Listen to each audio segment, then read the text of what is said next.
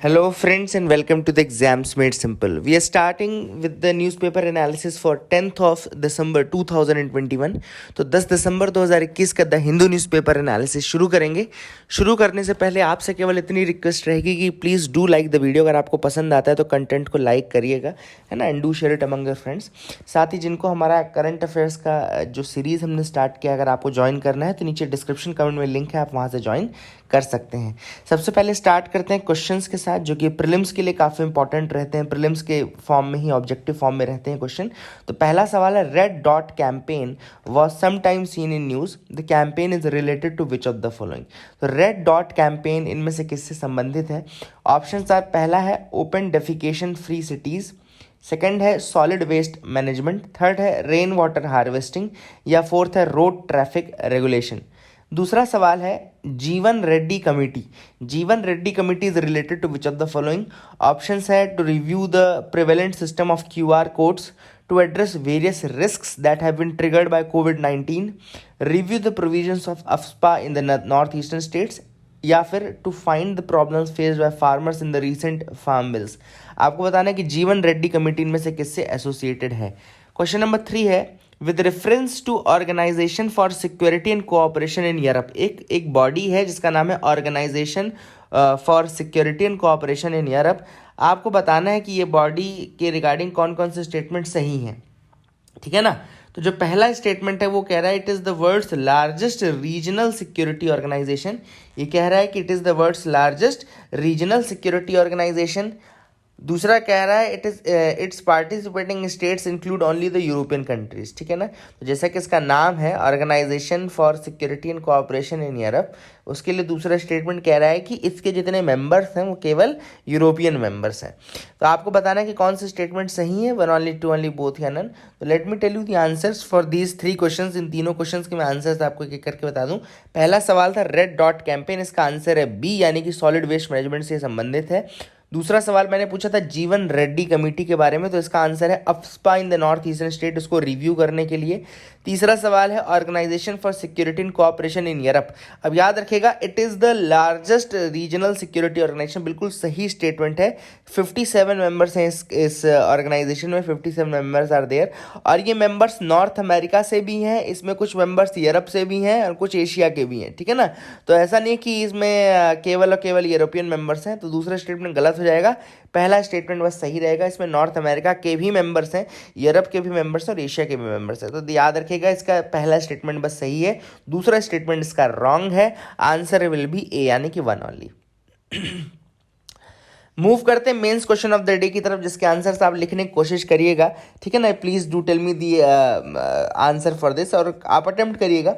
आज का mains question है, USA, Australia and UK they have boycotted the Chinese Olympic. जो बीजिंग ओलंपिक्स होने वाले हैं विंटर ओलंपिक 2022 में, उनको बॉयकॉट कर दिया है यूएसए ने तो पूरी तरीके से कर दिया है, ऑस्ट्रेलिया एंड UK ने डिप्लोमेटिकली कर दिया है।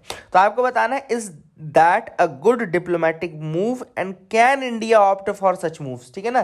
तो क्या इंडिया भी इस तरीके का कोई मूव कर सकता है ना, in order to showcase the displeasure against the Chinese, can we do this. तो आपको इसके थोड़ा इम्पैक्ट देखने पड़ेंगे कि क्या इसके प्रोज हैं, क्या ऐसे कॉन्स हैं।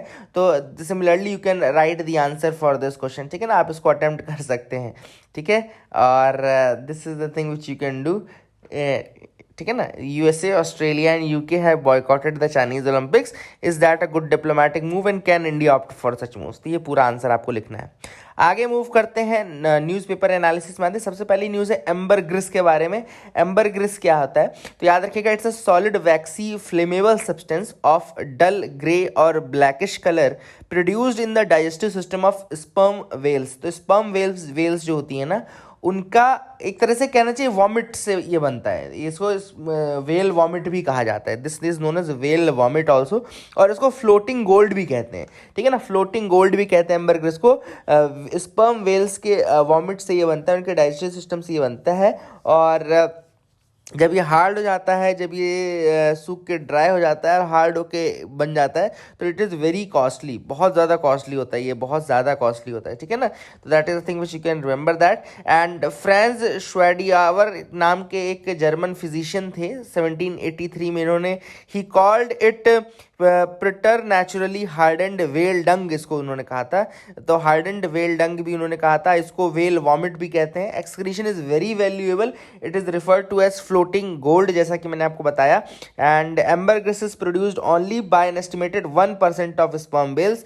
तो केवल 1% स्पर्म वेल से जो एम्बरग्रिस बनाती हैं, और यही एक रीज़न भी है क्योंकि अगर इसकी क्वांटिटी बहुत ज़्यादा मात्रा में होती प्रोडक्शन की तो ऑब्वियस सी बात है फिर इसकी कॉस्ट इतनी ज़्यादा नहीं होती। अब चूंकि डिमांड सप्लाई कम है, इसी कारण से कहना चाहिए कि इसका जो कॉस्ट है वो इतना ज़्यादा है। The cost is very high because of these reasons. ठीक है, तो आई hope you got clarity regarding this. Ambergris जो है उसका यूज़ कहाँ होता है मैं आपको बता दूं। एम्बरग्रिस का जो यूज़ होता है वो परफ्यूम बनाने में होता है, and it has some notes of musk as well. And इसको याद रखिएगा, इसको used to flavour the food items as well. इसको फ्लेवर करने के लिए भी यूज़ करते हैं फूड आइटम्स को। एंड परफ्यूम्स तो मैंने आपको बता ही दिया। And it is also use in the alcoholic beverages and tobacco in some cultures in the past. इसको पास्ट में टोबैको एंड बेवरेजेस के रूप में भी यूज़ किया गया है पास्ट में। तो that is another thing which you can remember regarding this. दूसरी जो न्यूज़ है वो है MI-17V5 के रिगार्डिंग। MI-17V5 के रिगार्डिंग बता दूं, एक्चुअली ये वही रशियन मेड हेलीकॉप्टर है जिसमें जनरल विपिन रावत और उनके साथ जो बाकी के लोग थे वो भी अभी ट्रेवल कर रहे थे, and that got crashed and that. So इसको याद थोड़ा सा इसको देख लीजिए। MI-17V5 it's a Russian made helicopter which is produced by Kazan helicopters. वहाँ पे कजान हेलीकॉप्टर्स नाम की कंपनी जो उसको बनाती है, and it is inducted into the air force on 17 फरवरी 2012। 17 फरवरी 2012 को ये इंडक्ट किया गया था इंडियन एयरफोर्स में, याद रखिएगा। द पर्पज इसका क्या था? The helicopter can carry equipment inside the cargo cabin और an external sling, drop tactical air assault teams and carry the wounded. तो ये इसके बहुत मल्टीपर्पज था, ये मल्टीपर्पज है, यानी कि इक्विपमेंट्स को कैरी कर सकता है, टैक्टिकल एयर असॉल्ट टीम्स को ड्रॉप कर सकता है, it can carry the wounded as well. तो ये सारे काम ये करता है। स्पीड की अगर हम बात करें तो the helicopter can achieve a maximum speed of 250 kilometre per hours. 250 kilometre per hour की स्पीड गेन कर लेता है। And the helicopter has a maximum take off weight of 13,000 kilogram. तो इसका जो मैक्सिमम टेक ऑफ वेट है वो 13,000 kilogram है। And it can transport either 36 armed soldiers internally और 4,500 kilogram of a load on a sling. तो ये काफ़ी इसके काम है, लोड को कैरी करने का, आर्म फोर्सेस को कैरी करने का, कई मेंबर्स को कैरी कर सकता है, ट्रेवल करा सकता है। तो ये सारे इसके काम हैं, है ना। And these are the things which are important. And इसके अलावा याद रखेगा कि केवल ऐसा नहीं कि इंडिया इसको यूज़ करती है। Apart from India, nearly 60 countries are using this, including Russia and Iraq, and it is also the part of the erstwhile Afghan Air Forces। तो erstwhile Afghan Air Force का भी ये पार्ट था। 60 countries लगभग ऐसी हैं जो इसको यूज़ करती हैं। अगली न्यूज़ है what is Pragati scholarship scheme. तो प्रगति स्कॉलरशिप स्कीम के बारे में बता दूं, launched by all India council for technical education in 2014-15। 2014-15 में प्रगति स्कॉलरशिप स्कीम चालू की गई थी। ठीक है ना, अभी दोबारा से इसका रिव्यू किया गया है, दोबारा इसको चालू करने की बात की जा रही है। तो मैं आपको बता दूं कि ये लॉन्च की गई थी 2014-2015 के आसपास। इसकी जो नोडल मिनिस्ट्री है वो मिनिस्ट्री ऑफ एजुकेशन है। The nodal ministry is the ministry of education. याद रखिएगा, प्रगति स्कॉलरशिप स्कीम कब स्टार्ट हुई थी? 2014-15 में स्टार्ट हुई थी। और किसके द्वारा लॉन्च की गई थी? AICTE यानी all India council for technical education, all India council for technical education द्वारा की गई थी। नोडल मिनिस्ट्री की मिनिस्ट्री ऑफ एजुकेशन लगेगी। And aim is to provide assistance for the advancement of girls pursuing technical education. ठीक है ना, the aim is to provide assistance for the advancement of girls pursuing technical education. तो ये आपको याद रखना है। एंड क्राइटेरिया क्या है? Under this scheme a sum of ₹50,000 per annum is dispersed to selected girl students as per the following criteria. तो एक क्राइटेरिया है जिसमें गर्ल स्टूडेंट जो रहती हैं उनको 50,000 रुपए दिए जाते हैं। पहला, student admitted in AICTE approved institution in first year of degree diploma level course और second year of degree diploma. Then दूसरा है मैक्सिमम 2 गर्ल्स पर फैमिली होनी चाहिए। तीसरा है the total income of the family is less than 8 lakh rupees per annum. चौथा है 10,000 scholarship per annum from 23 states. Then fifth, इसके बाद है all eligible girl students from the remaining 13 states UTs इनके लिए अलग अलग इसमें कुछ रिजर्वेशन भी है, जैसे 77.5% इसमें एसटी को मिलता है, 15% एससी को मिलता है, 27% ओबीसी कैंडिडेट्स को मिलता है एप्लीकेंट। तो इस तरीके से ये कोटा भी फॉलो किया जाता है, ठीक है ना। एंड ये आपको थोड़ा याद रखना है। तो ये कुछ कंडीशन इतनी ज़्यादा नहीं देखनी है, पर थोड़ा सा फिर भी प्रगति इस स्कीम के बारे में देख लेना। प्रगति स्कीम स्कॉलरशिप की स्कीम है जो गर्ल स्टूडेंट्स को दी जाती है, एंड एआईसीटी की स्कीम है, मिनिस्ट्री ऑफ एजुकेशन द्वारा ये चालू की जाती है।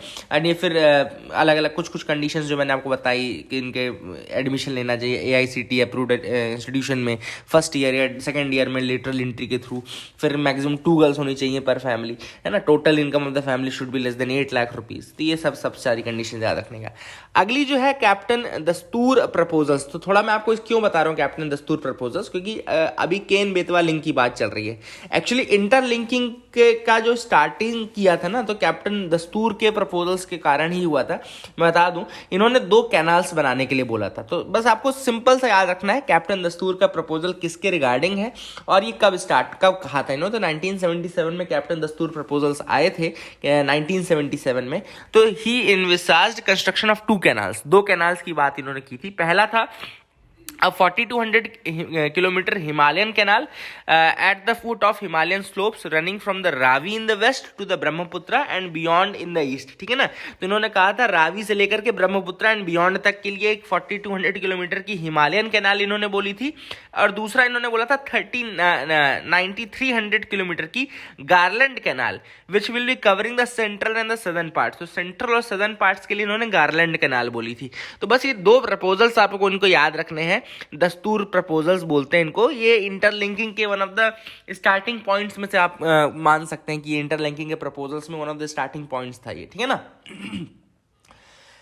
अगली जो न्यूज़ है वो है नासा ने लॉन्च किया है laser communication relay demonstration LCRD। तो अगर आपसे किसी ने पूछा, यूपीएससी ने पूछा कि LCRD क्या है, तो LCRD है laser communications relay demonstration, laser communication relay demonstration. And this has been launched by NASA and it is the first ever laser communication system. ये पहला लेजर कम्युनिकेशन सिस्टम है नासा द्वारा, ठीक है ना। तो LCRD इन्वॉल्व्स लेजर कम्युनिकेशन, जैसे कि नाम से ही क्लियर है, लेजर कम्युनिकेशंस नाम से ही क्लियर है ना। इसको it is also called optical communications which uses infrared light to send the information. तो LCRD में बेसिक जो फीचर है वो क्या है, ये इंफ्रारेड लाइट का यूज करता है to send the information. It sends the information via the infrared light. और जो दूसरा कम्युनिकेशन क्या है जो अभी तक नासा यूज करता था, वो था radio communication. Radio communication from the name itself is clear that इसमें रेडियो वेव्स का यूज किया जाएगा, ठीक है ना। सिंपल सी बात है ना कि उसमें रेडियो वेव्स का यूज किया जाएगा। तो इसको आप याद रखिएगा कि LCRD basically involves laser communication मतलब कि इंफ्रारेड लाइट का यूज किया जाता है। And LCRD is launched in a geosynchronous orbit over 35,000 kilometre above earth. LCRD has 2 optical terminals, 2 optical terminals होते हैं इसमें। 2 ऑप्टिकल टर्मिनल्स का बहुत ज्यादा साइंटिफिक डिटेल्स में अपन नहीं जाएंगे, लेकिन बेसिक आपको पता होना चाहिए कि इसमें इंफ्रारेड लाइट का यूज होता है, जियोसिंक्रोनस ऑर्बिट में ये यूज होता है, और 2 ऑप्टिकल टर्मिनल होते हैं। एक ऑप्टिकल टर्मिनल का काम रहता है to receive the data from a user spacecraft and दूसरे का रहता है to transmit the data to the ground station. एक क्या करता है ऑप्टिकल टर्मिनल, वो रिसीव करता है इंफॉर्मेशन को फ्रॉम द स्पेसक्राफ्ट, और दूसरा उसको ट्रांसमिट करता है to the ground station. Simple सी बात है, ठीक है ना। एंड जैसा कि मैंने आपको डिफरेंसेस बताए, तो डिफरेंसेस वही है कि ये एक तो पहला चीज की आपको याद रखना है कि it using the infrared light, ठीक है ना, इंफ्रारेड लाइट का यूज कर रहा है। दूसरा रेडियो कम्युनिकेशन जो यूज करता है वो क्या करता है, वो रेडियो फ्रीक्वेंसी का यूज करता है, ठीक है। और ऑप्टिकल कम्युनिकेशन का बेनिफिट क्या है कि it will increase the bandwidth, है ना, बैंडविथ को इंक्रीज कर देगा। रेडियो फ्रीक्वेंसी सिस्टम से ज्यादा, काफी ज्यादा बैंडविथ रहेगी, इंक्रीज कर देगा। दूसरा याद रखिएगा कि it will help in the transmission of more data in short time. Bandwidth बढ़ेगी तो ऑब्वियस बात है मोर डेटा शॉर्ट टाइम में, कम समय में ज्यादा डेटा ट्रांसफर हो सकता है। And LCRD will send data to earth at 1.2 gigabits per second, 1.2 GB per second के रेट से ये ये इन्फॉर्मेशन को ट्रांसमिट करेगा, दैट इज फास्ट स्पीड। तो ये काफ़ी बेनिफिट्स हैं जो कि इसके हैं। तो आई hope you got clarity regarding NCERT also, ठीक है, आपको समझ में आ गया होगा। आगे मूव करते हैं, देखते हैं और क्या इंपॉर्टेंट न्यूज आइटम्स है जिनके बारे में हमको डिस्कस करना है। तो can move ahead with me. Editorial part पे आते हैं। पहला जो एडिटोरियल है वो है children and school going and schooling in the post covid era. तो यहाँ पे कृष्ण कुमार जी द्वारा लिखा गया ये आर्टिकल है। तो कुछ पॉइंट्स मैं आपको बेसिकली बता दूं। ऑथर ने यहाँ पे कहा है कि कोविड-19 जो है उसके आने के बाद कुछ बहुत सारे डैमेजेस हुए हैं। जैसे कि पहला सबसे बड़ा डैमेज ये हुआ कि बच्चे जो थे वो घर में रहे, ऑब्वियस सी बात है। तो घर में जब वो रहे इस तरह से बिना खेले कूदे बिना दोस्तों से, तो डिप्रेशन का शिकार हुए थे। First was the event of depression. तो जो पोस्ट कोविड रहेगा उसमें आपको पहले तो ये डिप्रेशन दूर करना पड़ेगा जो उनको ऑलरेडी हो चुका है। दूसरा ये था कि कई बच्चे जो घर में थे उनको डोमेस्टिक वायलेंस देखना पड़ा, है ना, ऑब्वियस सी बात है। कई बार क्या होता है जब स्कूल जाते हैं तो कई बार घर में लड़ाई होती है, they are not aware of that, उनको पता भी नहीं चलता है। बट जब वो पूरा टाइम घर में ही रह रहे थे और फैमिली में सब लोग घर में रहे, तो कई बार फैमिली टेंशन हुई, उसके बाद कई बार डोमेस्टिक वायलेंस हुआ। एंड डोमेस्टिक वायलेंस अगर उन्होंने देखा तो it leaves a bad impression in their mind, उनके माइंड पे गलत इंप्रेशन पड़ता है, ऑब्वियस सी बात है। दूसरा सबसे बड़ा कारण ये था। तीसरा जो इवेंट हुआ वो ये हुआ कि ऑब्वियस सी बात है स्कूल जो थी they were harping for the digital education, है ना। अब डिजिटल एजुकेशन में हम जानते हैं इंडिया में डिजिटल डिवाइड है। डिजिटल डिवाइड अब दो तीन तरीके का है। एक तो इक्विपमेंट्स में डिवाइड है ना। दूसरा फिर इंटरनेट कनेक्टिविटी में डिवाइड है। दूसरा मान लो एक ही इक्विपमेंट है और दो बच्चे हैं और दोनों अलग अलग क्लास में है, तो फिर वो मेल फीमेल का भी डिवाइड देखने को मिलेगा, है ना। तो ये सारे डिवाइड जो थे वो काफी ज्यादा उभर कर सामने आ गए in the specially in the Covid times. और ये पोस्ट कोविड भी अब डिजिटल एजुकेशन ऑलरेडी एक नेसेसिटी बन चुका है ना। चौथा जो ऑथर ने कहा है वो है शिफ्ट। शिफ्ट कैसा है, क्या होता है कि कई प्राइवेट स्कूलों से बच्चों का नाम कटा करके गवर्नमेंट स्कूल में किया गया, है ना। अब इसका रीजन दो तीन थे। एक तो कई बार प्राइवेट स्कूल्स बोल रहे थे हम फीस लेंगे। दूसरा कई जगह में ऐसा हुआ कि प्राइवेट स्कूल्स अफोर्ड नहीं कर पा रहे थे क्योंकि लोगों का काम भी छूट गया था और प्राइवेट स्कूल्स की फीस ज्यादा रहती है, ऑब्वियस सी बात है। तो फिर ऐसे केसेस में पेरेंट्स को बच्चों को प्राइवेट से हटा करके गवर्नमेंट में करना पड़ा। अब देखो इसके दो चीजें हुई। एक तो ये हुआ कि एक तो जो जहां वो चाहते थे पढ़ना वहां नहीं पढ़ पा रहे, तो इसका भी गलत इंपैक्ट पड़ा बच्चों के दिमाग में। दूसरा ये हुआ कि जो प्राइवेट स्कूल्स हैं, कई जो प्राइवेट स्कूल थी उनको बंद होना पड़ा क्योंकि बच्चे जब रहेंगे नहीं तो प्राइवेट स्कूल चलेंगे कैसे। तो ये भी एक बहुत ही बड़ा इशू है जो कि फेस करना पड़ा है। And that was the key. And इसके अलावा ऑथर ने ये भी कहा है कि काफ़ी जगह ये भी देखने को मिला कि टीचर्स की कमी देखने को मिली। टीचर्स ही नहीं है स्कूल में, अगर कुछ करना भी है तो टीचर की कमी लग रही है। तो ऑथर ने वही कहा कि इंडिया में लगभग 1 मिलियन टीचर्स की कमी है। 10 लाख से ज़्यादा टीचर्स की भर्ती करने की जरूरत है अगर आप प्रॉपरली चाहते हो। तो पहले तो आप वो करो, है ना। यहाँ पर उन्होंने देखो इसका नाम भी लिखा है, we can browse through a new United Nations education scientific and cultural organisation report जिसका नाम है नो टीचर नो क्लास, है ना। नो टीचर नो क्लास ये एक रिपोर्ट है जो कि यूएनएस्को की रिपोर्ट है। नो टीचर नो क्लास यूएनएस्को की रिपोर्ट है जिसको ऑथर ने कहा कि भैया आप इसको पढ़िए, नो टीचर नो क्लास, और इसके बेसिस पे आप रिकमेंडेशंस को फॉलो करिए, है ना। आप इसको टीचर्स को ले आइए, कम से कम स्कूल में भर्ती करिए और ये सारी चीज़ें। और सबसे बड़ी बात ये, और यहाँ पर उन्होंने तमिलनाडु का भी एग्जाम्पल दिया कि तमिलनाडु ने भी जस्ट एक रामानुजम कमेटी बना दी है, आर रामानुजम कमेटी बना दी है। अब क्यों बनाई है, ताकि वो कोविड के इम्पैक्ट्स को पढ़ सके और ये देख सके कि किस तरीके से इन इम्पैक्ट्स को कम किया जा सकता है। तो ऑथर ने कहा कि भैया स्टेट्स को ऐसे ही चलना पड़ेगा। स्टेट्स सोच रहे हैं कि बस आज डिजिटल एजुकेशन चल रहा है, कल को क्लास चलने लगेगी, सब कुछ नॉर्मल रहेगा, तो ऐसा नहीं होने वाला है। जो 2 साल का इम्पैक्ट है वो कहीं ना कहीं इम्पैक्ट आपको देखने को मिलेगा और पहले आपको उसको स्टडी करना जरूरी है। This is what has been suggested by the author in this article. I hope you got clarity.